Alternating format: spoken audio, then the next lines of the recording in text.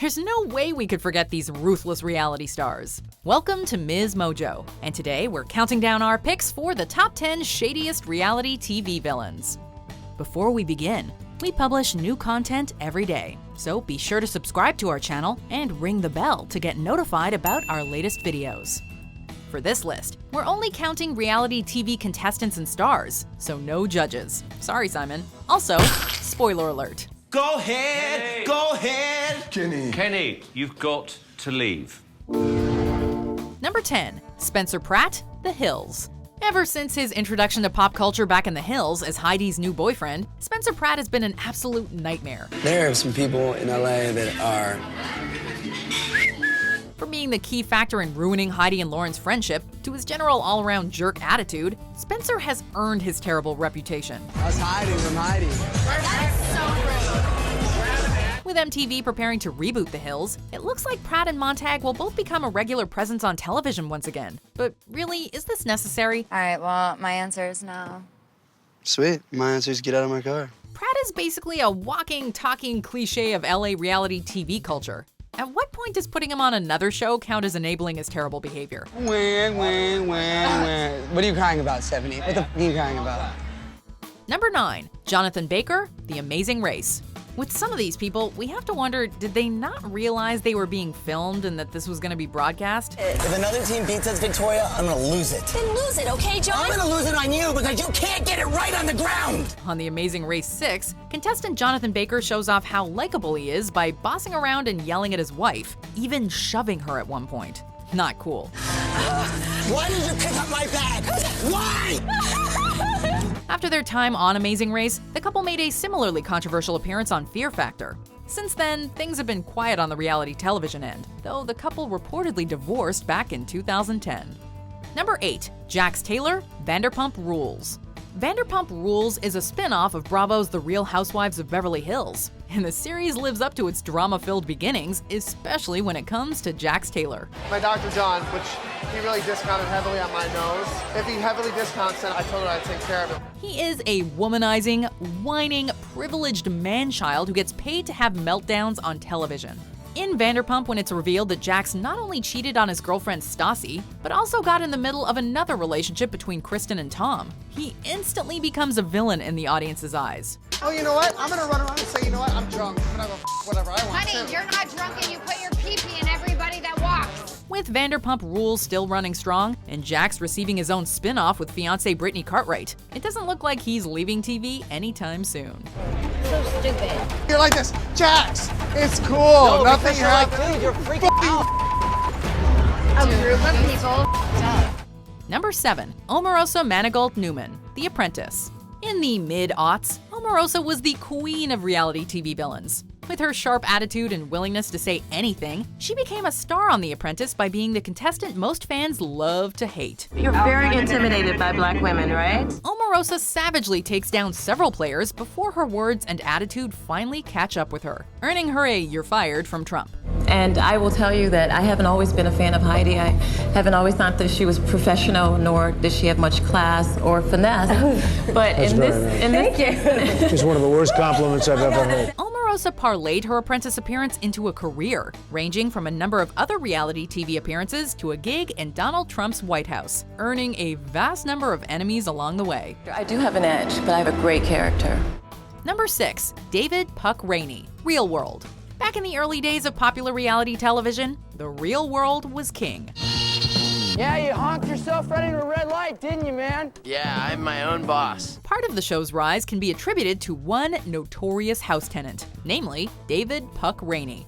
I had a very trying day today. I went to jail and got hit by a car. It's clear that, like far too many reality villains after him, Rainey was starved for attention and would do whatever it took to get it. I'm like, hey, dude, I'm a bike messenger. Get used to it. In the case of his time on The Real World, that means not cleaning up after himself, maintaining poor hygiene, wearing offensive shirts, and most notably, his racist, homophobic, toxic attitude towards fellow housemate Pedro Zamora, who was living with AIDS. Puts his finger in the peanut butter, just licks it and goes on. Thankfully, Rainey's behavior got him kicked off the show.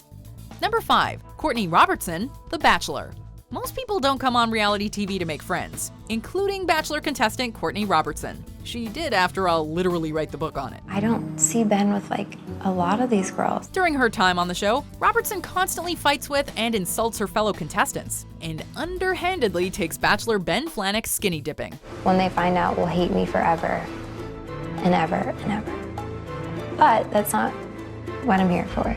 Surprisingly, her season-long antics pay off when Ben chooses her to be that season's winner, proposing in a shocking final rose ceremony. In the least surprising development we could have imagined, their relationship dissolved just a few months later before the wedding took place.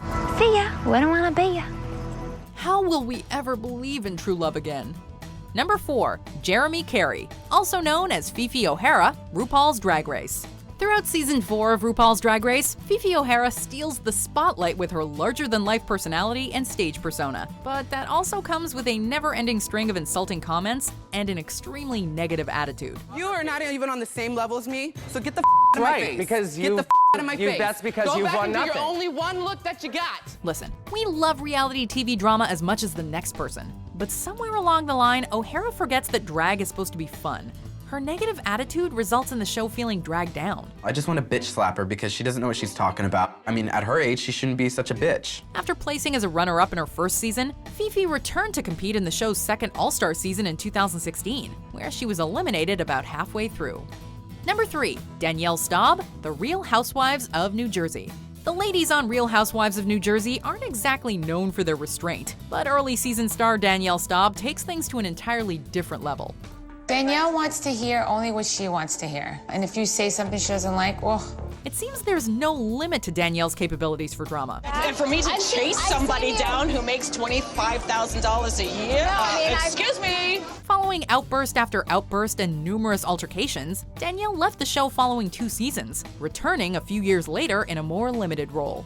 Upon her return, in what has to be an all-time great moment of pettiness, Danielle asks fellow housewife Teresa Giudice to apologize to her daughters for calling her a name almost 8 years prior. If I had to take it back, I would take it back. Would you be willing to say that to my daughters? Honestly, you have to give it up for her. Number 2, Russell Hantz, Survivor. She died, dude. Throughout the history of Survivor, there have been quite a few memorable villains. Johnny Fairplay. But when it comes down to it, no one can compare with Russell Hantz. You can call me the puppet master. Russell has proven himself to be the opposite of honorable, considering he lies about being a firefighter and victim of Hurricane Katrina. Not to mention, he's already part owner of an oil company and doesn't need the show's prize money in the least. Hantz has appeared on 3 seasons of American Survivor, and even had a short stint on the Australian iteration before being voted off. I missed fried chicken and brownies for the second hidden immunity idol. Sounds like a good exchange to me. Before we unveil our number 1 pick, here are some honorable mentions. Boy, you're always crying for my help or my money. But Whatever, when Mom. I do anything, okay, Mom. And everything I do, you don't respect. Did you even say thank you, Mom? First person I meet, I'm like, oh my God. Hi. It's really nice to meet you. I'm terrified of you. Wendy Pepper? Oh my God, you've got to be kidding me. Wendy Pepper from season 1, she was the bitch. I think that we're all proud of the food that we put out. It's hard for me to sit here and say, let's totally discount the show we just put on. Debbie Downer over there, Jesus Christ. Number 1, Evil Dick Donato, Big Brother. Not only get the 5 to hate me, I have to get them to despise me. Evil Dick, or Dick Donato, appears in Big Brother 8 alongside his daughter and wins, which is incredible considering how much of a jerk he is the entire season.